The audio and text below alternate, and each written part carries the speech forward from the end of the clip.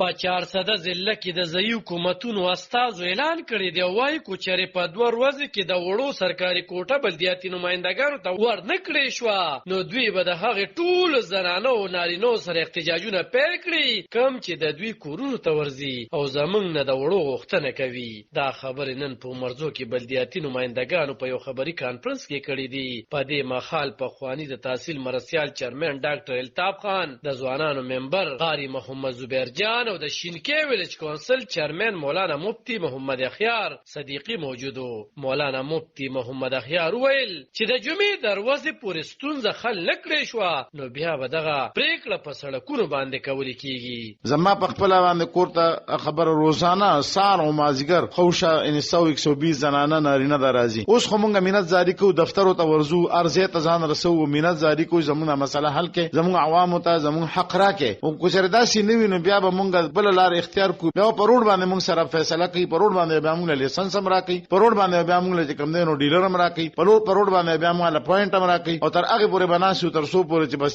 یا به سزا راکې یا بر حق راکې حق اغشتل لپاره مونږ تر اخیری حد پورې زو دا زمونږ بس الټیمیټم دی لاست الله پتا سو باندې رحم وکي او دوی ته خپل حق ورکول لپاره زمونږ سره مدد وکي ځکه مونږ عوامي نمائندګانو دوی زمونږ مطالبه کوي مونږ د دوی په درد باندې ډیر خپيګو په ځای د دې باندې تاسو د دوی په درد باندې دومره نه پويږئ څومره چې مونږ د دوی په درد باندې پويګو نو که چې زمونږ مسله حل نشوله نو دغه خلک دغه نه زنانه بزان سره راواخلو او بار روز مونږ به خپل احتجاج ریکارډ کوو او تر هغه پورې بیا مونږ په احتجاج تر سو پورې زمونږ مسله حل شوی نه وي. ولسوال چې د وړو ویش کې د انتظامی ټوله کارکردګي را څرګنده شوې ده کومه چې د 0 برابر ده خو وايي دلته انتظامی توګه باندې غفلت موجود دی او دا نه ده معلومه چې د وړو کوټه د چا په واک کې ده د ډي سي کو د خوراک د محکمې او کو د ډي پی او په لاس کې ده. خو ولسوالي چې خره یې اداره د خپل خوخي تنانو ته کوټې ورکوي د څه له امله چې ولس په لړزان دي. آلب